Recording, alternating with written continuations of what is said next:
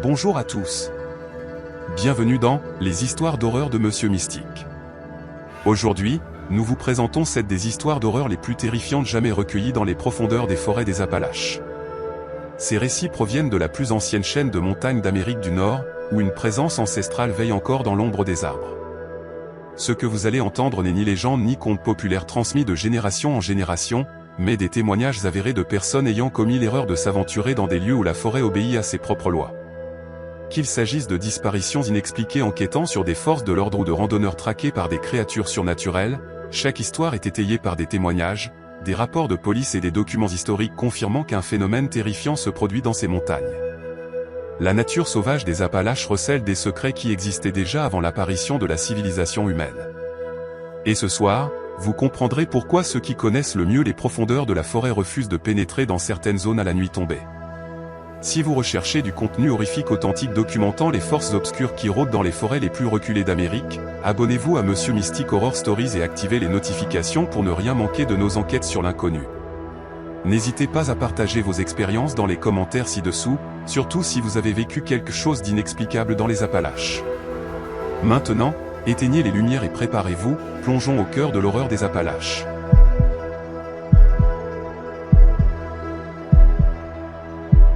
Jack a grandi dans un creux isolé, niché au cœur des montagnes de l'est du Kentucky, où le voisin le plus proche vivait à 5 km et la ville la plus proche était à 40 minutes de route sur des chemins de gravier sinueux, transformés en bourbiers à chaque pluie. Ce creux appartenait à sa famille depuis 5 générations, transmis par son arrière-arrière-grand-père, qui y avait taillé une existence alors que le chemin de fer était encore en construction à travers les montagnes. La cabane où Jack avait été élevé se trouvait au bout d'un étroit sentier de terre qui serpentait à travers une forêt dense, entourée de pixies escarpés que le soleil n'atteignait le fond de la vallée que quelques heures par jour. C'était le genre d'endroit où le silence avait un poids, où l'obscurité de la nuit était absolue, et où la forêt semblait moins un décor qu'une entité vivante, constamment aux aguets. Sa grand-mère, qui avait vécu toute sa vie dans ce creux, connaissait les montagnes mieux que quiconque. Elle lui avait appris quelles plantes étaient comestibles, où se trouvaient les meilleurs coins de pêche, et comment prédire le temps en observant la brume entre les arbres. Mais il y avait une leçon qu'elle répétait plus que toute autre, livrée avec une gravité qui faisait comprendre au jeune Jack qu'il ne fallait pas l'ignorer. Elle lui disait qu'il y avait des endroits dans la forêt où l'on ne devait jamais s'aventurer seul, et des lieux où même les groupes ne devaient pas s'approcher après le coucher du soleil. Elle affirmait que les montagnes étaient anciennes, plus anciennes que quiconque ne pouvait le comprendre, et que dans certains creux et le long de certaines crêtes, quelque chose vous observait en retour lorsque vous regardiez entre les arbres. Elle n'expliquait jamais ce que c'était, et Jack apprit à ne pas poser de questions, car le regard dans ses yeux lorsqu'elle en parlait lui faisait comprendre que certaines questions valaient mieux être laissées sans réponse.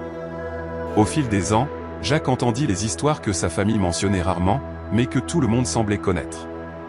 Il y avait une vieille route forestière qui traversait la partie la plus profonde du creux, coupant à travers une section de forêt partiellement défrichée dans les années 1930, lorsqu'une société de bois avait brièvement opéré dans la région. L'entreprise avait fermé abruptement, et la route avait été laissée à l'abandon, bien qu'elle fût encore visible si l'on savait où chercher. Les chasseurs locaux évitaient entièrement cette zone, surtout après la tombée de la nuit, et des rumeurs circulaient sur les raisons de cette méfiance. L'oncle de Jack avait disparu près de cette vieille route forestière à l'été 1983. Il était parti chasser à l'arc avant l'aube, comme il l'avait fait des centaines de fois auparavant. Lorsqu'il n'était pas rentré à la nuit tombée, la famille avait organisé des recherches. Il l'avait retrouvé 3 jours plus tard, errant le long d'un lit de ruisseau à 10 km de l'endroit où il avait garé son camion, sans aucun souvenir de l'endroit où il était allé ou de la manière dont il y était parvenu. Mais ce qui avait le plus perturbé la famille, c'était que son oncle avait changé. Il avait vieilli de plusieurs années en seulement 3 jours, ses cheveux étaient visiblement gris, son visage marqué de rides profondes qui n'y étaient pas auparavant, et ses yeux avaient une qualité hantée qui ne le quitta jamais. Il refusa d'en parler, et en moins d'1 an, il avait quitté les montagnes pour s'installer dans une banlieue plate de Lexington, où il n'aurait plus jamais à regarder la forêt. La famille de Jack avait clairement indiqué que la vieille route forestière et le camp abandonné à son extrémité étaient strictement interdits. Son père en parlait sur un ton décontracté, comme s'il s'agissait d'une évidence, mais sa grand-mère le disait comme si elle délivrait un avertissement qui pouvait faire la différence entre la vie et la mort. Jack obéissait à cette règle pendant son enfance, par respect et aussi par un instinct primitif qui lui disait que certaines limites existaient pour de bonnes raisons. Mais lorsque Jack eut 17 ans, son respect pour ses limites commença à s'éroder, remplacée par une curiosité sans peur typique des jeunes qui n'ont pas encore appris que certaines peurs sont entièrement rationnelles. Lui et deux de ses amis, Dylan et Luc, décidèrent qu'ils iraient randonner jusqu'au vieux camp de bûcherons et prouveraient une fois pour toutes que les histoires n'étaient rien de plus que des superstitions et des légendes familiales. Ils partirent un samedi matin à la fin du mois d'octobre, lorsque les feuilles avaient pris des teintes brillantes de rouge et d'or, mais n'avaient pas encore commencé à tomber en masse. L'air était frais et clair, parfait pour une randonnée, et les trois adolescents étaient de bonne humeur en empruntant la vieille route forestière envahie par la végétation. Il leur fallut près de 3 heures pour atteindre le camp, se frayant un chemin à travers des sections où la forêt avait entièrement repris ses droits sur la route, et lorsqu'ils arrivèrent, le soleil avait déjà commencé sa descente vers la crête. Le camp était plus intact que Jacques ne l'avait imaginé. Il y avait 3 bâtiments effondrés, leurs toits affaissés et leurs murs penchés à des angles dangereux. Autour du site, des morceaux d'équipements rouillés, des lames de scie anciennes et les restes de ce qui avait peut-être été un camion, réduit à peu de choses, à part un châssis corrodé et 4 roues. Dylan plaisanta sur la déception que c'était, sur le fait qu'il n'y avait rien d'effrayant dans un tas de vieilleries lentement consommées par la forêt. Luc fut d'accord, soulignant que ce n'était qu'un autre site abandonné comme des dizaines d'autres éparpillés dans les montagnes. Mais Jacques ressentit quelque chose de différent. Il y avait une qualité dans le silence du camp qui semblait contre nature, comme si la forêt retenait son souffle. Les sons habituels des oiseaux et des insectes qui les avaient accompagnés pendant la randonnée étaient absents ici, remplacés par un calme qui semblait moins une paix qu'un silence avant que quelque chose de terrible ne se produise. Il en parla à ses amis, mais ils écartèrent ses préoccupations, attribuant son malaise aux histoires effrayantes que sa famille lui avait racontées. Ils passèrent l'heure suivante à explorer le site, prenant des photos avec leur téléphone et traitant l'expérience comme l'aventure qu'ils espéraient.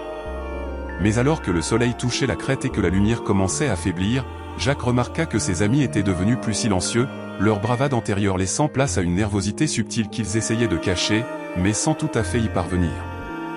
La nuit tomba avec une rapidité choquante, comme c'est souvent le cas dans les montagnes, où le soleil disparaît derrière les pics et où l'obscurité envahit les vallées comme de l'eau remplissant un bassin. En 20 minutes, la forêt autour d'eux s'était transformée, passant de simplement sombre à totalement noir. Leur lampe de téléphone semblait pitoyablement inadéquate face à l'épaisseur de cette obscurité. Ils décidèrent de rentrer, reconnaissant que marcher de nuit sur un sentier envahi par la végétation serait difficile, mais s'accordant sur le fait que rester au camp semblait mal, d'une manière qu'aucun d'eux ne voulait vraiment expliquer. Ils avaient marché peut-être un quart de mille en arrière le long de la route forestière lorsque Dylan s'arrêta brusquement et leva la main pour imposer le silence. Jacques écouta et entendit ce qui avait attiré l'attention de Dylan, des pas dans la forêt, se déplaçant parallèlement à leur position. Le son de quelque chose de grand marchant dans les forêts avec le même rythme et la même allure que leur propre marche. Luc braqua sa lampe torche vers le bruit, mais le faisceau ne révéla rien d'autre que des arbres baignés d'ombre. Les pas s'arrêtèrent quand ils s'arrêtèrent, reprirent quand ils reprirent, maintenant une distance précise par rapport à leur position. Dylan suggéra que ce pouvait être un cerf, mais Jacques connaissait le son des cerfs se déplaçant dans la forêt, et ce n'était pas ça. Ces pas avaient du poids et de la détermination, le son de quelque chose marchant sur 2 jambes, et non sur 4. Ils accélérèrent le pas, et les pas les imitèrent. Ils essayèrent de varier leur rythme, s'arrêtant et repartant de manière aléatoire, et les pas firent de même, mais avec un délai d'environ 2 secondes, comme si ce qui était là-bas les imitant ne pouvait pas tout à fait garder un temps parfait. Puis Jacques entendit sa propre voix l'appeler depuis l'obscurité devant eux. C'était exactement sa voix, son intonation et son ton, criant les mêmes mots qu'il avait prononcés quelques instants plus tôt, lorsqu'il avait suggéré qu'ils aillent plus vite. Les 3 amis se figèrent. Et dans ce moment d'immobilité, Jacques vit quelque chose qui lui glaça le sang. Il y avait une silhouette debout à la lisière des arbres, à environ 10 mètres de distance, parfaitement visible malgré l'obscurité. C'était lui, pas quelqu'un qui lui ressemblait, mais lui, portant la même veste, les mêmes bottes, le même sac à dos. La silhouette faisait les mêmes mouvements que Jacques, levant la main quand Jacques levait la main, tournant la tête quand Jacques tournait la tête, le mimant avec ce même délai de 2 secondes que les pas avaient maintenu. Dylan et Luc le virent aussi. Le son que fit Dylan était à mi-chemin entre un hoquet et un gémissement. La lampe torche de Luc balaya frénétiquement les alentours, et dans cette lumière mouvante, Jacques vit qu'il y avait d'autres silhouettes. Maintenant, il y en avait une qui ressemblait à Dylan, debout derrière un arbre et les observant avec le visage de Dylan. Il y en avait une qui ressemblait à Luc, accroupi près d'une souche tombée. Et il y en avait d'autres, plus profonds dans la forêt. Des doubles de chacun d'eux, debout parmi les arbres dans des poses et des positions qu'ils n'avaient pas prises, les observant avec des expressions presque, mais pas tout à fait, correctes. Ils coururent. Il n'y eut ni discussion ni plan. Juste 3 adolescents terrifiés courant aussi vite qu'ils le pouvaient sur un sentier forestier sombre. Les branches leur fouettaient le visage et les racines menaçaient de les faire trébucher à chaque pas. Derrière eux, Jacques pouvait entendre les sons d'une poursuite. Plusieurs ensembles de pas écrasant les fourrés et des voix appelant, des imitations parfaites de leur propre voix, disant des choses qu'ils avaient dites plus tôt. Des fragments de leur conversation leur étaient renvoyés par des gorges qui n'auraient pas dû être capables de parler. Jacques ne regarda pas en arrière, mais il pouvait sentir leur présence derrière lui, se rapprochant, et il savait avec une certitude absolue que si ces choses les attrapaient, quelque chose d'indicible arriverait. Les 3 garçons émergèrent sur le sentier principal qui menait vers la propriété familiale de Jacques. Et au moment où ils franchirent cette frontière invisible, la poursuite s'arrêta. Les pas cessèrent. Les voix se turent. Et la forêt retrouva ses sons nocturnes habituels, les grillons et le cri lointain d'un hibou. Ils ne s'arrêtèrent de courir qu'une fois arrivés à la cabane de Jacques, où ils s'effondrèrent sur le porche, haletant et tremblant de terreur. La grand-mère de Jacques ouvrit la porte, jeta un regard à leur visage, et comprit immédiatement où ils étaient allés. Elle ne leur cria pas dessus ni ne leur fit la morale. Elle leur dit simplement d'entrer, leur prépara un café chaud et attendit qu'ils se calment suffisamment pour parler. Lorsque Jacques lui raconta enfin ce qu'ils avaient vu, sa grand-mère hocha lentement la tête, comme si c'était exactement ce qu'elle s'attendait à entendre. Elle dit que le creux avait toujours été ainsi. Que la forêt, à certains endroits, ne reflétait pas seulement la lumière ou le son, mais reflétait d'autres choses, des choses plus profondes.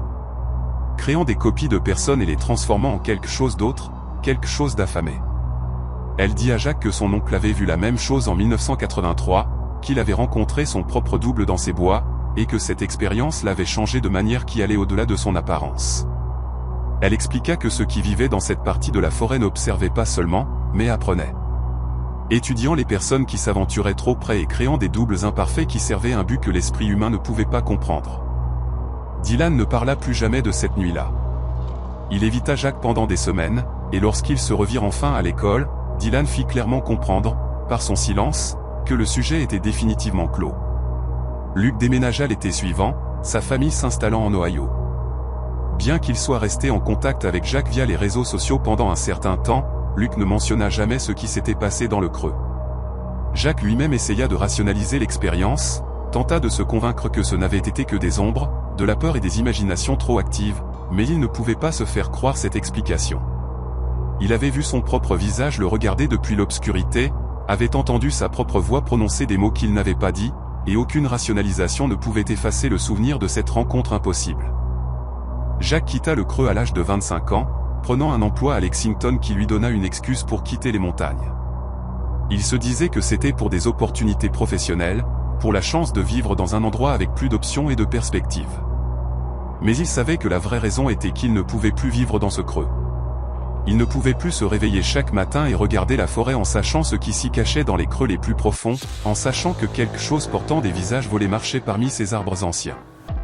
Sa grand-mère mourut 2 ans après son départ. Lors de ses funérailles, elle fut enterrée dans le petit cimetière familial sur la propriété. Avant de mourir, elle lui avait dit quelque chose qu'il n'a jamais oublié. Elle lui avait dit que son arrière-grand-père avait vu la même chose en 1940, lors d'une partie de chasse dans cette même partie de la forêt. Elle avait dit que ce n'était pas un phénomène nouveau, mais quelque chose qui se produisait depuis aussi longtemps que des gens vivaient dans ces montagnes, peut-être même plus longtemps. Elle avait dit que certains endroits en Appalachie étaient différents, qu'ils avaient leurs propres règles et leurs propres appétits, et que la forêt, dans certains creux, ne grandissait et ne changeait pas seulement avec les saisons, mais atteignait activement, essayant d'attirer tout ce qui s'approchait trop près. Jacques n'est pas retourné dans le creux depuis 15 ans. La propriété appartient toujours à sa famille, et un cousin éloigné vit maintenant dans la cabane. Mais Jacques n'a aucune intention d'y retourner. Parfois, tard le soir, il pense à ce que sa grand-mère lui a dit, à la façon dont le creux a toujours reflété les choses, mais de manière fausse, affamée, en attente. Il pense à son oncle, qui a vieilli de plusieurs années en 3 jours et n'a jamais parlé de ce qui lui était arrivé dans ces bois. Il pense à la silhouette qu'il a vue debout à la lisière des arbres, portant son visage et ses vêtements, et reproduisant ses mouvements. Et il se demande combien d'autres personnes, au fil des décennies et des siècles, se sont aventurés dans ces creux profonds et ont rencontré leur propre double. Et combien d'entre eux ne sont jamais revenus pour raconter ce qu'ils avaient vu? Les montagnes sont anciennes, disait souvent sa grand-mère.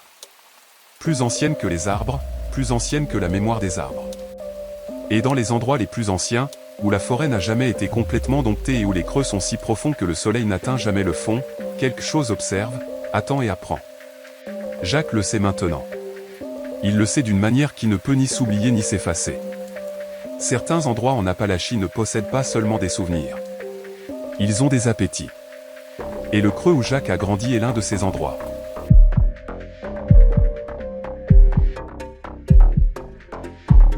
Madison préparait sa randonnée sur le sentier des Appalaches depuis près de 6 mois, coordonnant les emplois du temps avec son petit ami et étudiant chaque détail de l'itinéraire qu'ils emprunteraient à travers la forêt de Nantahala, dans l'ouest de la Caroline du Nord. Tous deux étaient des randonneurs expérimentés, ayant déjà parcouru des sections du sentier dans le Vermont et en Pennsylvanie, et ils abordaient ce voyage avec la même préparation minutieuse qui les avait maintenus en sécurité lors de leurs expéditions précédentes. Madison avait imprimé des cartes topographiques détaillées, programmé des points de passage dans son GPS et emballé suffisamment de provisions pour 7 jours, bien qu'il ne prévoyait de rester que 5 jours. Son petit ami avait vérifié 3 fois leur équipement d'urgence, s'était assuré que leur communicateur satellite était entièrement chargé et avait consulté les prévisions météo jusqu'à ce qu'ils soient satisfaits que les conditions seraient optimales. Ils partirent un jeudi matin, à la mi-septembre 2018, garèrent leur voiture au départ du sentier juste après le lever du soleil et commencèrent leur randonnée avec l'enthousiasme qui naît de mois d'anticipation enfin réalisés. Le premier jour fut tout ce qu'ils avaient espéré. Le temps était parfait, avec des températures dans les 20 degrés Celsius et une brise légère qui les maintenait au frais alors qu'ils gravissaient les pentes.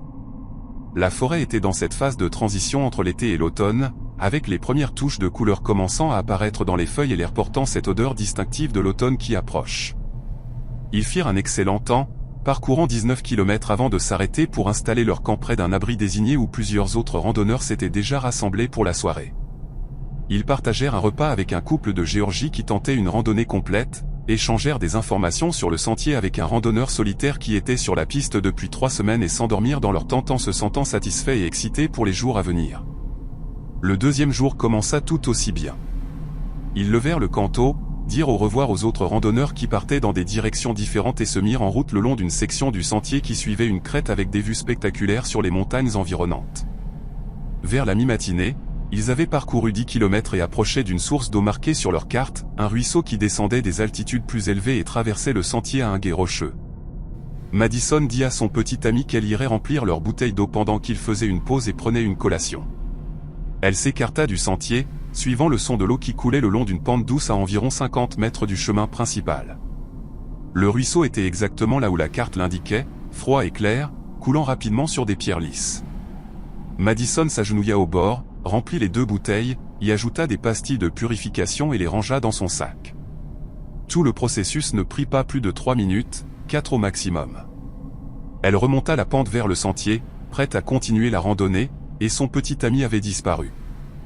Au début, Madison supposa qu'il s'était simplement éloigné pour se soulager, ce que les randonneurs font des dizaines de fois lors d'un voyage de plusieurs jours. Elle l'appela par son nom, s'attendant à une réponse immédiate. Il n'y en eut aucune. Elle appela plus fort cette fois, et écouta attentivement tout son de mouvement dans les forêts. La forêt était silencieuse, à l'exception du murmure lointain du ruisseau et des appels occasionnels d'oiseaux. Elle marcha en haut et en bas du sentier dans les 2 directions, couvrant peut-être une centaine de mètres dans chaque sens, appelant son nom en continu. Son sac à dos était toujours là, posé exactement à l'endroit où il s'était reposé, avec ses bâtons de randonnée appuyés contre ses bouteilles d'eau dans les poches latérales. Ses bottes étaient également là, posées soigneusement à côté du sac, comme s'il les avait enlevées pour aérer ses pieds. Mais son petit ami avait disparu. Madison sentit les premières palpitations de la peur réelle dans sa poitrine. Elle regarda sa montre et nota l'heure exacte, puis commença une recherche systématique de la zone, se déplaçant en cercle concentrique à partir de l'endroit où son sac était posé sur le sentier. Elle appela son nom jusqu'à ce que sa gorge soit à vif, s'arrêtant fréquemment pour écouter toute réponse. Rien. Elle chercha pendant plus d'1 heure, s'éloignant de plus en plus du sentier, à la recherche de tout signe de lui, de toute indication de l'endroit où il aurait pu aller. La forêt ne révéla rien. Il n'y avait pas d'empreinte de pas dans le sol mou, pas de branches cassées qui auraient pu indiquer que quelqu'un avait traversé les forêts, pas de lambeaux de vêtements accrochés aux épines, rien du tout pour suggérer que quelqu'un avait traversé cette zone récemment, à part les randonneurs sur le sentier principal. Madison prit la décision d'activer leur balise de détresse vers 11h30, 2 heures après la disparition de son petit ami. L'appareil envoya un signal de détresse au service de secours, fournissant leurs coordonnées GPS exactes et indiquant qu'ils avaient besoin d'une assistance immédiate. Elle utilisa ensuite son téléphone, qui avait encore un faible signal à cet endroit, pour appeler le poste de rangée local et signaler ce qui s'était passé. La standardiste prit ces informations avec un calme professionnel, l'assura qu'une équipe était mobilisée et lui demanda de rester à son emplacement actuel. Madison passa les 3 heures suivantes assise à côté du sac à dos de son petit ami, refusant de bouger au cas où il reviendrait, appelant son nom toutes les quelques minutes et luttant contre la panique qui menaçait de submerger sa capacité à penser clairement. L'équipe de secours arriva en fin d'après-midi, 6 rangers et bénévoles qui apportaient des chiens de pistage, du matériel spécialisé et le genre d'efficacité calme qui vient de l'expérience des urgences en milieu sauvage. Ils interrogèrent longuement Madison, lui demandant de raconter chaque détail de la matinée, de décrire exactement ce que portait son petit ami, d'estimer son état physique et mental. Ils fouillèrent la zone immédiate avec les chiens, qui montrèrent un grand intérêt pour l'endroit où le sac de son petit ami était posé, mais semblèrent ensuite confus, tournant en rond à plusieurs reprises sans trouver de piste olfactive claire. L'un des rangers dit à Madison que cela arrivait parfois lorsque quelqu'un avait été pris en charge par un hélicoptère ou un véhicule, leur piste olfactive s'arrêtait simplement parce qu'ils avaient quitté la zone par les airs ou par la route. Mais il n'y avait pas d'accès par hélicoptère à cet endroit, et pas de route à des kilomètres à la ronde. Le comportement des chiens n'avait pas de sens, mais rien d'autre dans cette situation n'en avait non plus. Les recherches durèrent 6 jours. Des rangers, des bénévoles et des agents des forces de l'ordre peignèrent des centaines d'hectares de forêt, utilisant des hélicoptères équipés de caméras thermiques, des drones avec des flux vidéo haute résolution et des équipes de recherche se déplaçant en motif de grilles organisées sur le terrain. Ils fouillèrent des zones déjà recherchées à plusieurs reprises, vérifièrent les grottes et les abris rocheux, suivirent chaque ruisseau et ravin dans un rayon de 16 km autour du dernier emplacement connu. Madison resta dans la région, séjournant dans un hôtel de la ville la plus proche et passant chaque heure de clarté au poste de commandement des recherches, désespéré d'avoir des nouvelles. D'autres randonneurs qui étaient sur le sentier ce jour-là furent localisés et interrogés. Aucun d'eux n'avait vu quoi que ce soit d'inhabituel. Un couple qui était passé dans la zone environ 1 heure avant la disparition du petit ami de Madison se souvenait les avoir vus randonner ensemble et disait qu'ils avaient l'air heureux et détendus. Après cela, rien. C'était comme s'il avait simplement cessé d'exister. Le 7e jour, une paire de bénévoles le retrouvèrent. Il était à 16 km de l'endroit où il avait disparu, dans une zone qui avait déjà été fouillée à fond à 3 reprises. Il était vivant, mais sévèrement déshydraté, désorienté et incapable de communiquer de manière cohérente. Il ne portait pas les vêtements qu'il avait sur lui au moment de sa disparition.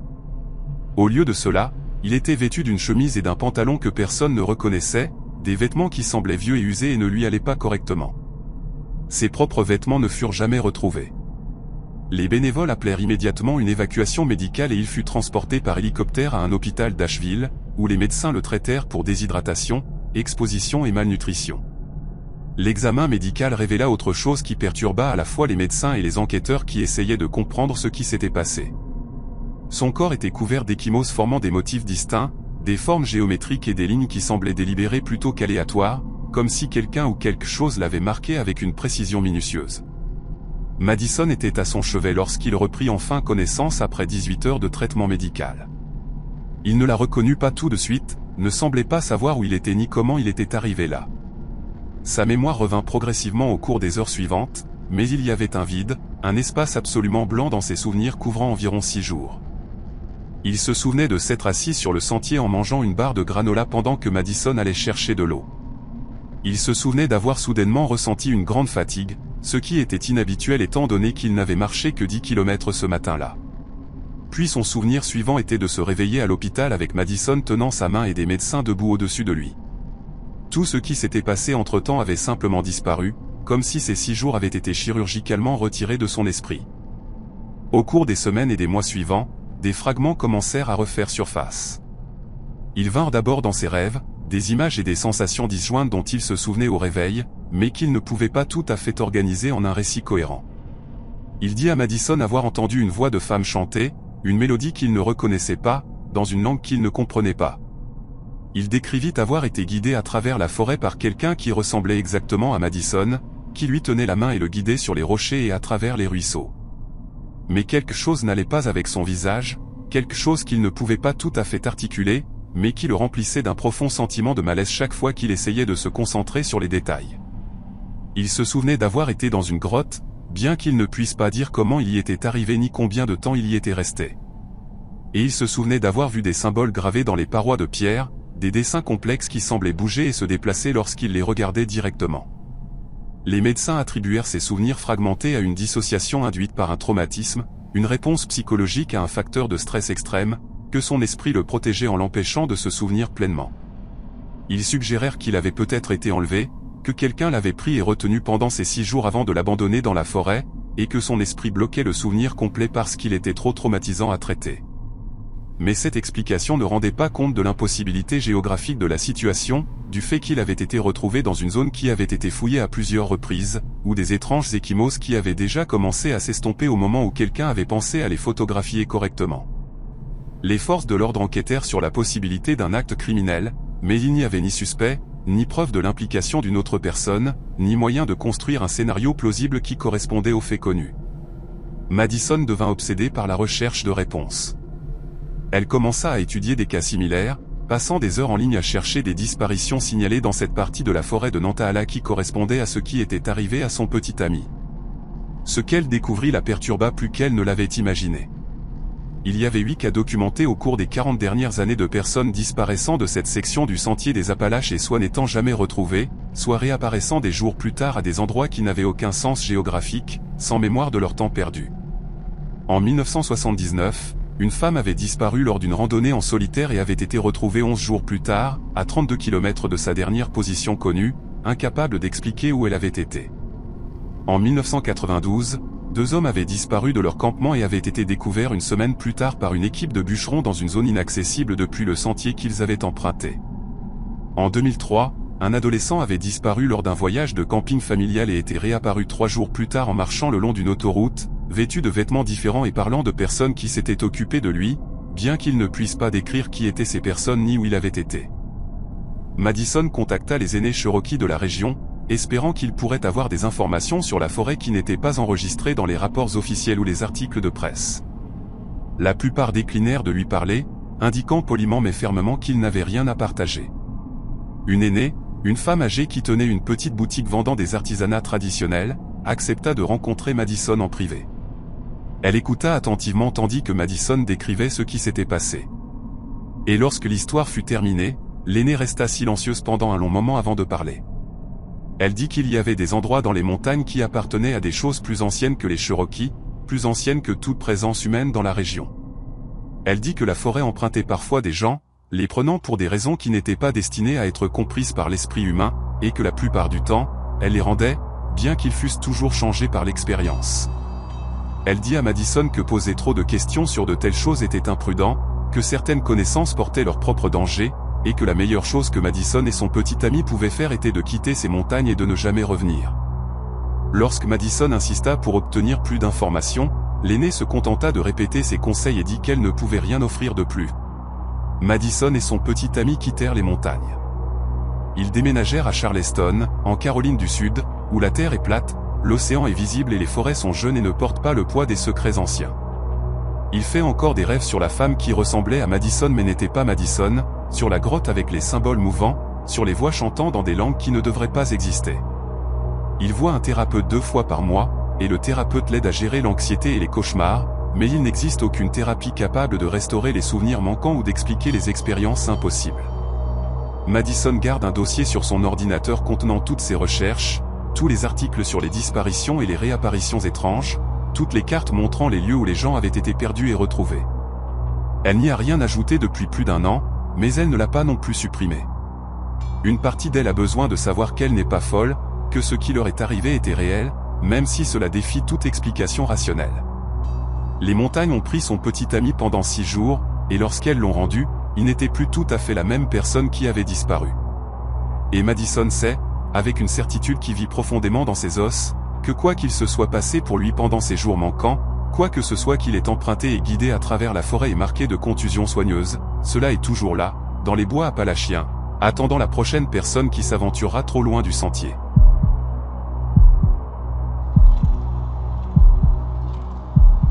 Luc avait construit une carrière modeste en tant que photographe indépendant, spécialisé dans les lieux abandonnés, documentant la lente décadence de structures oubliées à travers le paysage américain. Son portfolio comprenait des usines fermées à Détroit, des manoirs en ruine en Louisiane rurale et des villes fantômes éparpillées dans les États de l'Ouest. Il abordait chaque lieu avec respect et une recherche minutieuse, comprenant que ces endroits représentaient une histoire réelle et des vies qui avaient été vécues et perdues.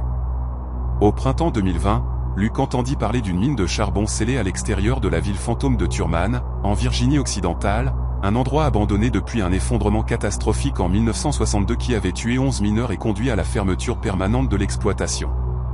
La mine avait été officiellement scellée par l'État, mais les recherches de Luc suggéraient que le scellement s'était détérioré au fil des décennies, et il croyait pouvoir y accéder pour photographier les tunnels avant qu'ils ne soient perdus à jamais. Luc arriva à Thurman un matin gris d'avril, lorsque le brouillard enveloppait les vallées et que les bâtiments abandonnés semblaient appartenir à une autre époque, ce qui, à bien des égards, était le cas. La ville avait autrefois été un centre ferroviaire et minier prospère, abritant des milliers de travailleurs et leurs familles. Mais le déclin de l'industrie charbonnière l'avait transformé en une coquille vide où une poignée de résidents obstinés maintenait encore une présence parmi les ruines.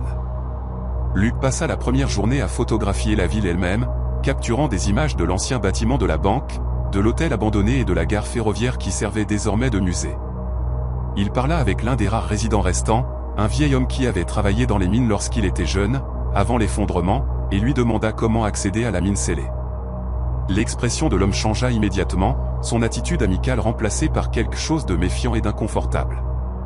Il dit à Luc que la mine était dangereuse, que les tunnels étaient instables et pouvaient s'effondrer à tout moment, et que les habitants locaux évitaient entièrement la zone. Lorsque Luc insista pour obtenir des informations plus précises sur l'emplacement, le vieil homme donna des indications vagues, puis s'excusa, faisant clairement comprendre que la conversation était terminée. Luc trouva l'entrée de la mine le lendemain matin après avoir grimpé une pente raide couverte d'arbres dénudés et de vieux tas de schiste de l'exploitation minière. Le scellement était exactement comme ses recherches l'avaient suggéré, une barrière en béton qui s'était fissurée et déplacée au fil des ans, laissant un espace suffisamment grand pour qu'une personne puisse s'y faufiler si elle était suffisamment déterminée. Luc l'était. Il avait l'équipement approprié, compris un casque avec une puissante lampe LED, des lampes de poche de secours, un respirateur en cas de mauvaise qualité de l'air, et une corde qu'il attacha à un arbre à l'extérieur de l'entrée afin de pouvoir la suivre pour revenir en cas de désorientation dans les tunnels. Il documenta son point d'entrée avec des photographies et des coordonnées GPS, puis se faufila par l'ouverture du scellement et entra dans la mine. L'air à l'intérieur était frais et humide, portant une odeur de minéraux, de terre et de quelque chose d'autre que Luc ne pouvait pas tout à fait identifier, une légère douceur qui semblait déplacée dans cet environnement. Le tunnel principal était surprenamment bien conservé, avec des poutres de soutien en bois encore intactes et de vieux rails de chemin de fer courant le long du sol, disparaissant dans l'obscurité devant lui. Luc avança lentement, s'arrêtant fréquemment pour photographier les détails qui attiraient son attention, le matériel minier rouillé abandonné là où il avait été utilisé pour la dernière fois, les seaux à repas et les thermos que les travailleurs avaient laissés derrière eux en fuyant l'effondrement, et les affiches de sécurité décolorées encore accrochées aux parois des tunnels. Il s'aventura plus profondément dans la mine, suivant le tunnel principal alors qu'il se ramifiait en passages latéraux et en puits d'exploration plus petits. Le silence était absolu, rompu seulement par le son de sa respiration et l'occasionnelle goutte d'eau tombant du plafond. Luc était dans la mine depuis environ 45 minutes lorsqu'il vit le camion jouet. Il était posé par terre à côté de l'un des vieux rails, un petit camion en métal couvert de rouille et de saleté, mais encore reconnaissable comme un camion Tonka vintage des années 1950 ou 1960. Luc trouva étrange qu'un jouet d'enfant se trouve dans la mine, surtout étant donné que le travail des enfants dans les mines de charbon américaines était illégal depuis des décennies avant la fermeture de cette mine en particulier. Il photographia le camion, zoomant sur les détails, puis continua plus profondément dans le système de tunnel. C'est alors qu'il commença à entendre le chant. Au début, Luc crut l'imaginer, que son esprit lui jouait des tours dans le silence oppressant de l'espace souterrain. Mais alors qu'il s'arrêtait et écoutait attentivement, il ne pouvait pas se tromper sur ce qu'il entendait. C'étaient des voix d'enfants, plusieurs enfants chantant à l'unisson, les paroles d'un vieux cantique qu'il reconnaissait de ses visites à l'église dans son enfance. Le chant semblait provenir des profondeurs de la mine, résonnant contre les parois de pierre de manière à rendre difficile la localisation précise de la source. La première pensée de Luc fut qu'il devait y avoir une entrée qu'il ne connaissait pas, que peut-être des enfants locaux avaient trouvé un moyen d'entrer dans la mine et l'explorer comme ils le faisaient. Mais cette pensée s'évanouit alors qu'il écoutait plus attentivement le chant. Il y avait quelque chose qui n'allait pas. Quelque chose de décalé dans le ton et le rythme qui le faisait ressembler moins à des enfants en train de jouer qu'à un enregistrement qui aurait été endommagé ou déformé. Luc suivit le son dans un passage latéral qu'il n'avait pas encore exploré. Son appareil photo, oublié autour de son cou, se balançait tandis que toute son attention se concentrait sur le chant impossible résonnant dans l'obscurité. Le passage s'ouvrit sur une chambre plus grande, et la lampe de son casque balaya l'espace, révélant quelque chose qui le fit s'arrêter immédiatement. Les murs étaient couverts d'empreintes de mains, des centaines, peut-être des milliers, pressées dans la poussière froide et douce qui recouvrait la pierre. C'étaient de petites empreintes de mains, de la taille de celles d'enfants âgés de 6 à 12 ans. Elles couvraient chaque surface, superposées en certains endroits, créant un motif chaotique qui semblait pulser et se déplacer dans le faisceau mobile de la lampe de Luc. Le chant s'arrêta brusquement, et dans le silence soudain, Luc entendit autre chose, des pas. Pas des bottes lourdes comme celles que porteraient des mineurs, mais des pas légers. Le son de petits pieds courant dans les tunnels. Plusieurs ensembles de pieds venant de différentes directions, convergeant vers sa position. L'appareil photo de Luc commença à mal fonctionner. L'écran LCD clignotait avec des interférences et des distorsions, affichant des images qu'il ne prenait pas. Des images d'enfants en vêtements à l'ancienne debout dans la chambre même où il se trouvait. Il entendit des voix alors, non pas en train de chanter, mais de parler. Des voix jeunes s'appelant les unes les autres dans l'obscurité. Leurs mots se chevauchaient et résonnaient jusqu'à devenir un chœur incompréhensible qui semblait venir de partout à la fois. Luc appela, demandant s'il y avait quelqu'un, sa voix sonnant petite et effrayée même à ses propres oreilles. La réponse vint immédiatement. Ses propres mots lui furent répétés en parfaite synchronisation par ce qui semblait être des dizaines de voix d'enfants, parlant tous exactement au même moment avec exactement la même intonation. Lorsqu'il dirigea sa lampe vers l'une des ouvertures du tunnel, il les vit, de petites silhouettes debout juste hors de portée de son faisceau. Des figures de la taille d'un enfant qui reculaient lorsque la lumière les touchait, mais avançaient à nouveau lorsqu'il éloignait le faisceau. Il courut. Il abandonna toute prétention d'exploration et de documentation minutieuse, abandonnant sa posture professionnelle au profit de l'instinct de survie. Il courut à travers le passage vers le tunnel principal, la lumière de son casque rebondissant follement alors qu'il se déplaçait, créant des ombres étourdissantes qui semblaient l'atteindre de toutes les directions. Derrière lui, il entendit la poursuite. De petits pieds courant vite, gardant le rythme avec lui. Et il entendit des rires, les rires aigus d'enfants jouant à un jeu auquel Luc ne voulait absolument pas participer. Il atteignit le tunnel principal et se dirigea vers l'entrée, suivant son guide de corde d'une main tandis que l'autre tenait fermement sa lampe torche.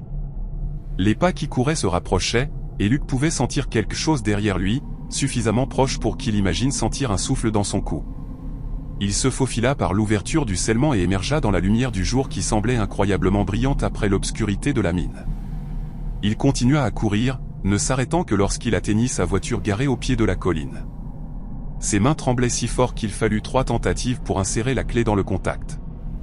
Alors qu'il était assis là, essayant de reprendre son souffle et de calmer son cœur battant, son appareil photo, qui était toujours accroché autour de son cou, s'activa soudainement et commença à faire défiler les images qu'il avait prises dans la mine. Luc regarda l'écran afficher les photographies en séquence, et son sang se glaça. En arrière-plan de presque chaque image, visible seulement lorsqu'il savait où regarder, il y avait des figures. De petites silhouettes en vêtements de mineurs à l'ancienne, debout dans les tunnels et les passages, le regardant depuis les ombres. Il ne les avait pas vus en prenant les photographies, n'avait pas été conscient de leur présence, mais l'appareil photo les avait capturées, des dizaines d'entre elles, des formes de la taille d'un enfant avec des visages suffisamment flous pour que leurs traits ne puissent pas être clairement distingués. Luc quitta Turman ce jour-là et ne revint jamais. Il passa les semaines suivantes à rechercher l'histoire de la mine, fouillant dans les archives et les documents historiques, cherchant une explication à ce qu'il avait vécu. Ce qu'il découvrit confirma ses pires craintes. La mine avait massivement utilisé des enfants avant 1920, une pratique courante dans l'industrie charbonnière de cette époque. Les archives de l'État, lorsqu'il obtint enfin accès à celles-ci, montraient que 15 enfants étaient morts dans un effondrement non signalé en 1917. Leurs corps n'avaient jamais été récupérés car la compagnie avait simplement scellé cette section de la mine plutôt que de tenter une opération de récupération dangereuse et coûteuse. la société historique locale nia toute connaissance de l'incident lorsque Luc les contacta, suggérant qu'il avait mal interprété les documents ou mal compris les archives. Mais les registres d'enterrement de l'église de 1917 racontaient une histoire différente, listant 15 enfants dont les dates de décès étaient toutes identiques et dont le lieu d'enterrement était simplement marqué comme inconnu. Luc arrêta de documenter les lieux abandonnés après son expérience dans la mine de Thurman. Il vendit son équipement photo, ferma son site web et prit un emploi de photographe commercial pour une entreprise immobilière, prenant des photos de maisons vides, lumineuses et propres, où la seule histoire était celle inventée par les sociétés de mise en scène pour rendre les espaces plus attrayants pour les acheteurs. Il garda les photographies de la mine sur un disque dur externe qu'il rangea dans une boîte dans son placard, incapable de les supprimer, mais tout aussi incapable de les regarder. Parfois, tard le soir, lorsqu'il ne peut pas dormir, il pense à ces petites empreintes de mains couvrant les murs de la chambre, aux chants qui résonnaient dans les tunnels où aucun enfant vivant n'aurait dû se trouver, aux formes que son appareil photo avait capturées, mais que ses yeux n'avaient pas vues. Il pense à 15 enfants morts dans l'obscurité et jamais enterrés correctement, jamais pleurés publiquement, jamais reconnus par la compagnie qui les avait travaillés à mort dans des tunnels profonds sous les collines de Virginie occidentale. Et il se demande s'ils sont toujours là-bas, dans la mine scellée, chantant toujours leurs cantiques et jouant à leur jeu, attendant que quelqu'un se souvienne qu'ils ont existé, qu'ils comptaient, qu'ils méritaient mieux que d'être enterrés dans des tombes non marquées sous des tonnes de roches et oubliés par le monde d'en haut.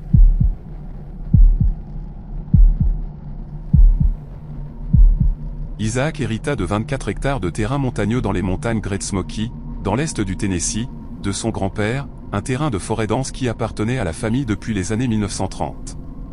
Son grand-père avait principalement utilisé ce terrain pour la chasse, faisant le long trajet depuis Knoxville plusieurs fois chaque automne pour passer des week-ends dans les bois à la poursuite de cerfs et de dindes sauvages.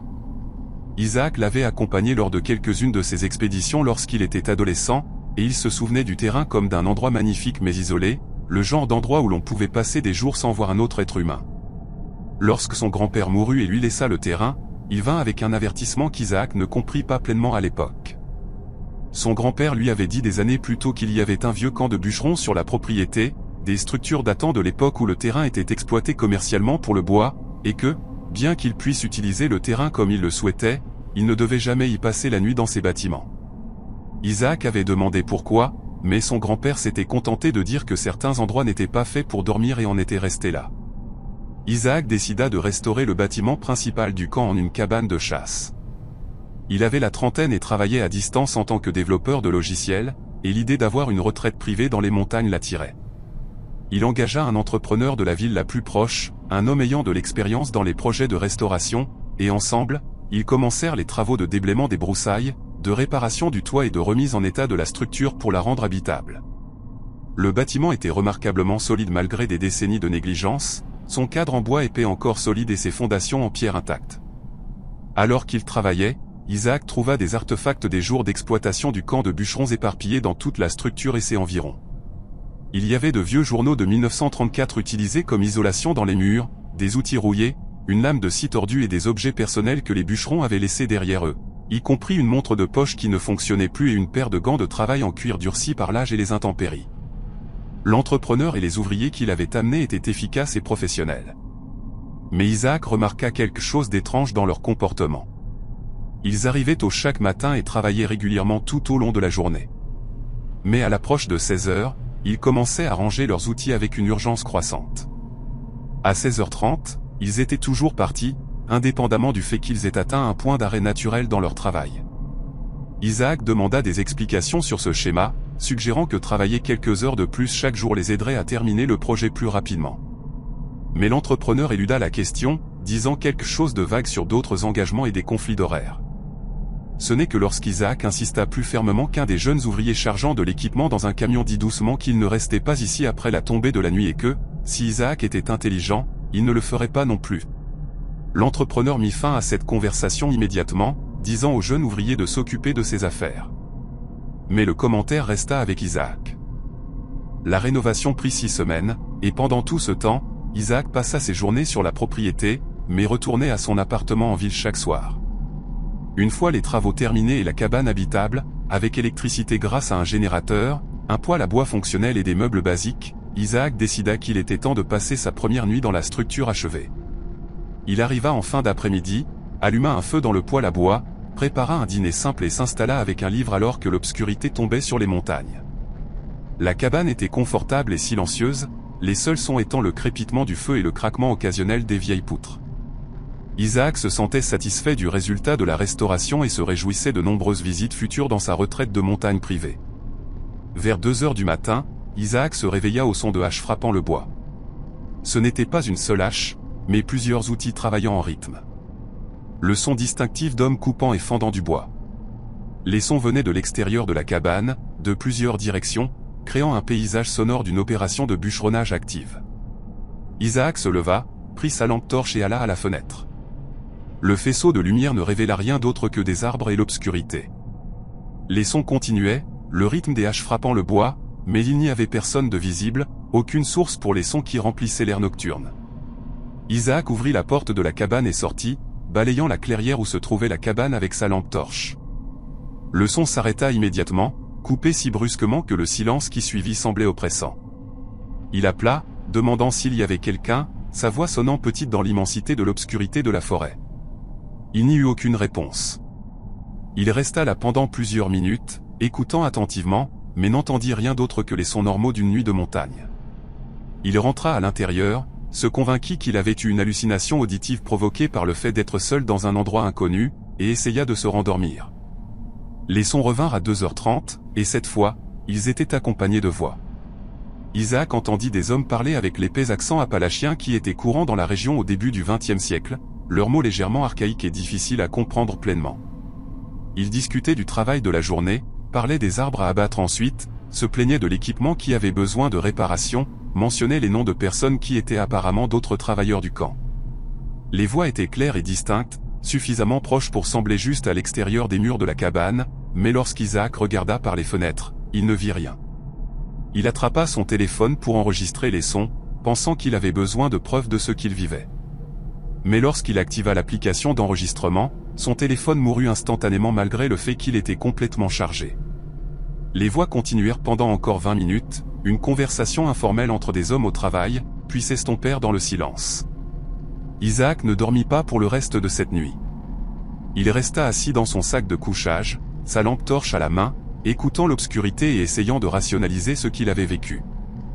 Dès que l'aube se leva, il fit ses bagages et quitta la cabane, conduisant en ville avec l'intention de rechercher plus en profondeur l'histoire du camp de bûcherons. Ce qu'il découvrit au cours des jours suivants le perturba grandement.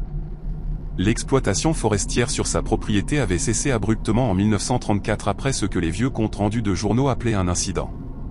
Les détails étaient rares, mais Isaac trouva un bref article dans les archives du comté mentionnant que 12 travailleurs étaient morts lorsqu'un glissement de terrain avait enseveli le dortoir du camp de bûcherons alors que les hommes dormaient. Les efforts de récupération avaient été abandonnés après plusieurs jours en raison de l'instabilité du site et du danger de glissement de terrain supplémentaire. La compagnie de bûcherons avait scellé la zone et était partie, et les corps des 12 hommes n'avaient jamais été récupérés.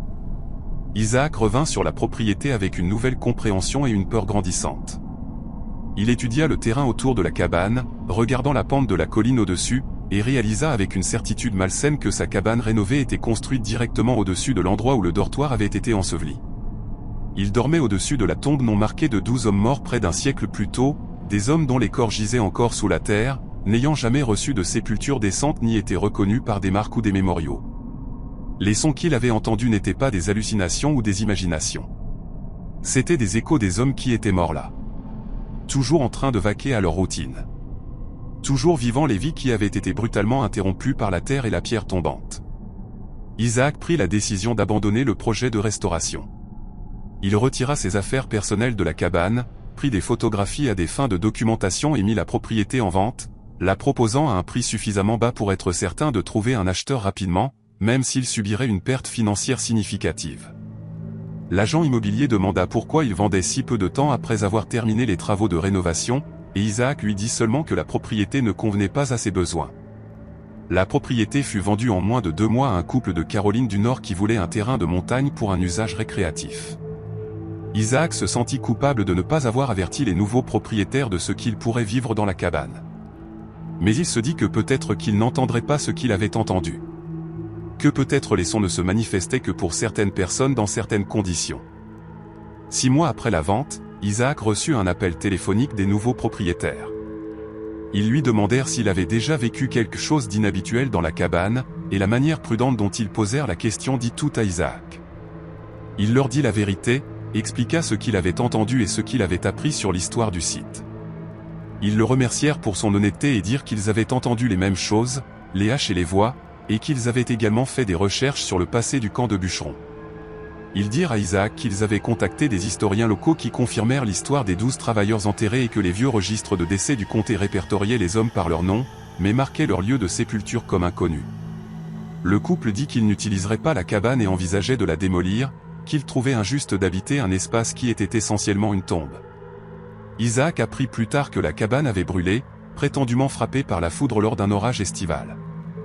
Bien qu'il ait parlé avec un résident local qui lui dit que le comté l'avait fait délibérément, qu'il y avait eu trop de rapports d'étranges occurrences à cet endroit et que les autorités avaient décidé que la structure devait être enlevée. Que ce soit vrai ou simplement une rumeur locale, Isaac ne le sut pas et n'enquêta pas davantage. Il était simplement soulagé que la cabane ait disparu, que personne d'autre ne passe de nuit à dormir au-dessus des tombes d'hommes oubliés par l'histoire, privés de la dignité d'une sépulture décente. Parfois, Isaac pense à ces 12 hommes, les imagine vacants à leurs occupations dans les moments précédant l'effondrement, ignorant qu'ils étaient sur le point de mourir, et que leur corps ne serait jamais récupéré, jamais pleuré, jamais marqué de pierres portant leur nom. Il pense à la manière dont ils continuent d'exister sous une certaine forme sur ce site, leur voix et leur travail résonnant à travers les décennies, piégés dans une boucle de routine que la mort n'a pas terminée. Et il est reconnaissant d'avoir passé seulement une nuit dans cette cabane. Reconnaissant d'avoir appris la vérité suffisamment rapidement pour s'échapper avant que ceux qui hantent cette colline ne décident qu'ils devraient y rester de manière permanente. Une autre voix ajoutée au cœur des morts oubliés.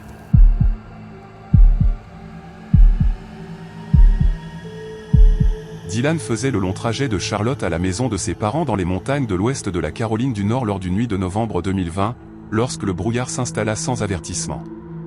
Il avait fait ce trajet des dizaines de fois au fil des ans et connaissait bien l'itinéraire à travers les montagnes Blue Ridge, un trajet qu'il pouvait parcourir en grande partie de mémoire. La route serpentait à travers un terrain escarpé, grimpant en altitude dans des virages serrés avant de redescendre dans des vallées étroites. Un trajet difficile même dans des conditions idéales. Mais alors que Dylan grimpait dans les altitudes plus élevées cette nuit-là, traversant la forêt nationale de Pisgah, la visibilité passa de clair à presque nulle en quelques minutes. Le brouillard était de ce type épais et lourd qui absorbe les faisceaux des phares plutôt que de les réfléchir, réduisant sa vue de la route à peut-être 20 pieds devant son camion. Dylan ralentit jusqu'à une vitesse d'escargot, ses mains serrées sur le volant, concentrant toute son attention à rester entre les lignes blanches à peine visibles qui marquaient les bords de la chaussée. Il roulait dans le brouillard depuis environ 15 minutes lorsqu'il la vit. Une femme se tenait sur le bord de la route, agitant les bras au-dessus de sa tête dans le geste universel de détresse. Le premier instinct de Dylan fut de continuer à rouler, de supposer qu'il s'agissait d'une sorte de piège ou d'arnaque. Mais alors que ses phares l'éclairèrent plus clairement, il vit qu'elle était trempée. Ses vêtements collaient à son corps comme si elle venait de sortir de l'eau. Elle portait une longue robe qui semblait déplacée pour la météo et l'endroit, et ses cheveux pendaient en mèches sombres et mouillées autour de son visage. La conscience de Dylan ne lui permit pas de simplement passer à côté de quelqu'un qui semblait être en détresse réelle. Il ralentit donc son camion jusqu'à l'arrêt et baissa sa vitre, gardant le véhicule en marche et son pied près de l'accélérateur au cas où il devrait partir rapidement. La femme se précipita vers sa vitre, parlant rapidement de la manière dont elle avait besoin d'aide, de la façon dont sa voiture était sortie de la route dans le ravin, de la façon dont elle pensait qu'il pouvait y avoir d'autres personnes encore piégées dans le véhicule. Elle pointa dans le brouillard dans la direction où elle affirmait que l'accident s'était produit. Dylan demanda si elle était blessée, et elle répondit qu'elle allait bien, mais qu'elle avait besoin de quelqu'un pour l'aider à chercher la voiture car elle ne pouvait pas la trouver dans le brouillard et l'obscurité. Sa voix avait une qualité étrange, lointaine et creuse malgré sa proximité avec la vitre.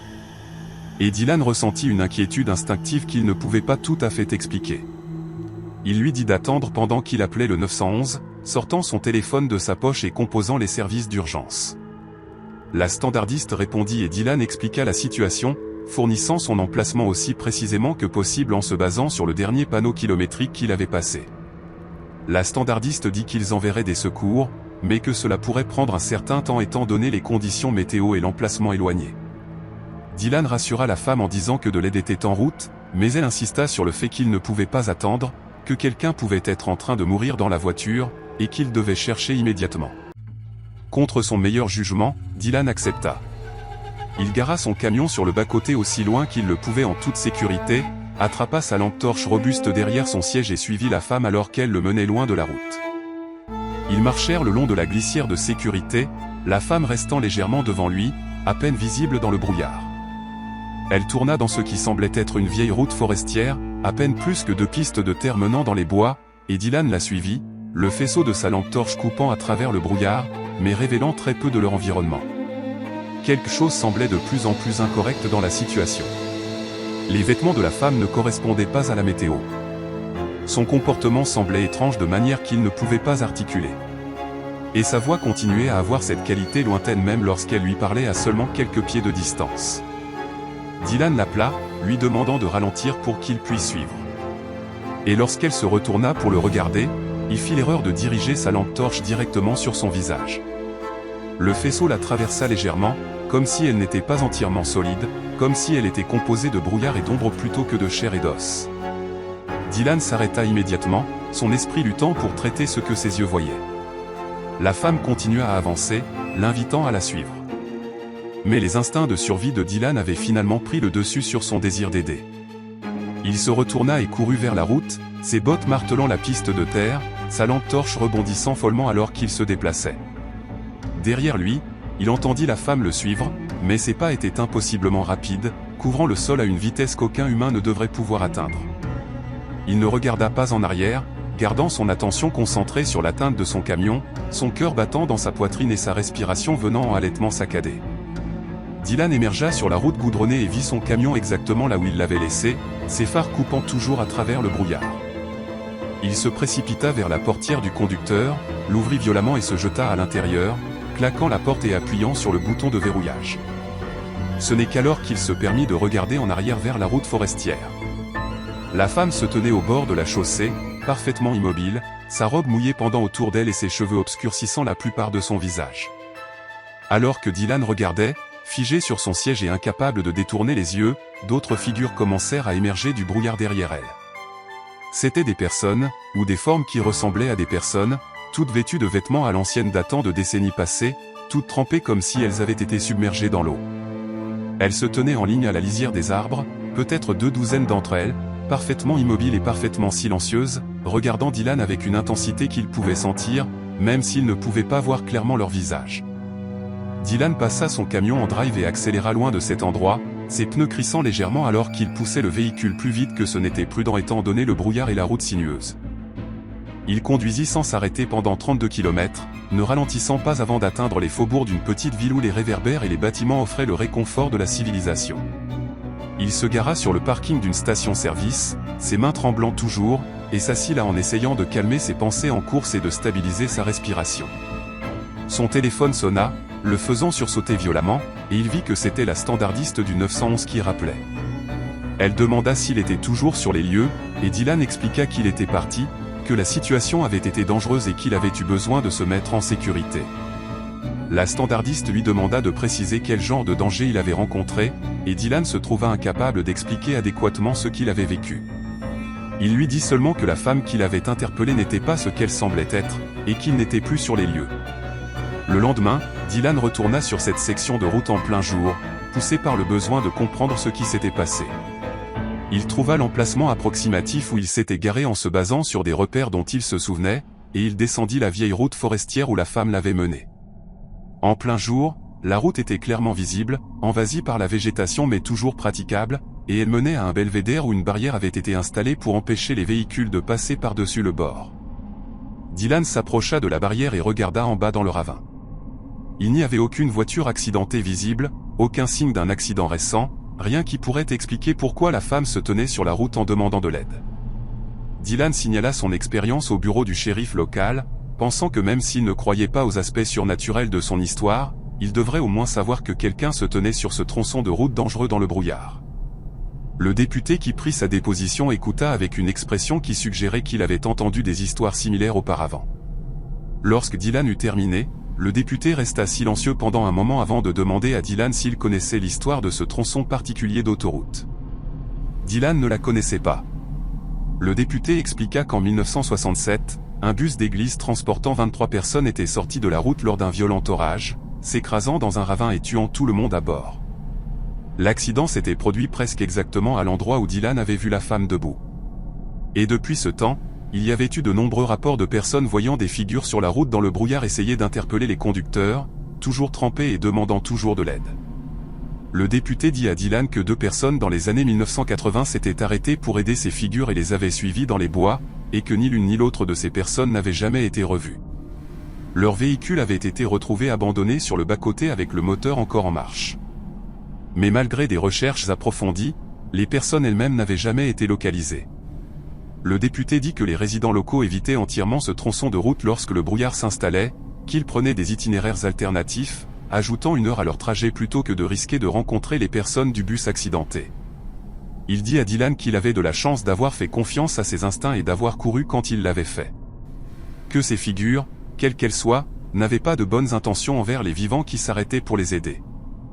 Dylan demanda pourquoi l'État n'avait pas installé de panneaux d'avertissement ou pris des mesures pour empêcher les gens de s'arrêter dans cette zone. Et le député lui lança un regard qui suggérait que Dylan ne comprenait pas tout à fait comment ces choses fonctionnaient dans les petites communautés de montagne. Il dit que reconnaître officiellement la hantise serait mauvais pour le tourisme et les valeurs immobilières, que cela ouvrirait le comté à des problèmes de responsabilité, et que, plus important encore, installer des panneaux nécessiterait d'expliquer au monde extérieur qu'il existait quelque chose de surnaturel sur ce tronçon d'autoroute. Les gens qui avaient grandi dans la région connaissaient les histoires et savaient être prudents. C'étaient les étrangers, les personnes de passage qui ne comprenaient pas les montagnes et leurs secrets, qui étaient en danger. Dylan ne conduisit plus jamais sur cet itinéraire la nuit. Il prend des routes alternatives maintenant, même si elles ajoutent un temps significatif à son trajet, car il ne peut pas se résoudre à traverser cette section d'autoroute après la tombée de la nuit. Il pense souvent à la femme en robe mouillée, aux dizaines de figures debout à la lisière des arbres en le regardant, aux 2 personnes dans les années 80 qui n'ont jamais été retrouvées. Il se demande s'ils ont suivi les figures trop profondément dans les bois, s'ils se sont perdus d'une manière qui n'avait rien à voir avec l'emplacement géographique et tout à voir avec le fait d'être attirés dans un espace qui existait entre le monde des vivants et le royaume que les morts de l'accident de bus habitent maintenant. Il se demande si les personnes dans ce bus essaient toujours de rentrer chez elles, demandant toujours de l'aide aux conducteurs de passage, incapables de comprendre qu'elles sont mortes depuis des décennies, et que l'aide dont elles ont besoin n'est pas quelque chose que les vivants peuvent fournir. Et il est reconnaissant d'avoir couru quand il l'a fait. Qu'un instinct plus profond que la pensée consciente lui a dit de fuir avant de devenir une autre statistique de disparition. Un autre mystère non résolu murmuré dans les petites villes de montagne où les gens savent mieux que de s'arrêter pour des inconnus debout dans le brouillard sur des tronçons de route hantés où les morts marchent encore et où la frontière entre les mondes s'amincit lorsque l'obscurité et la météo obscurcissent le monde rationnel de la journée.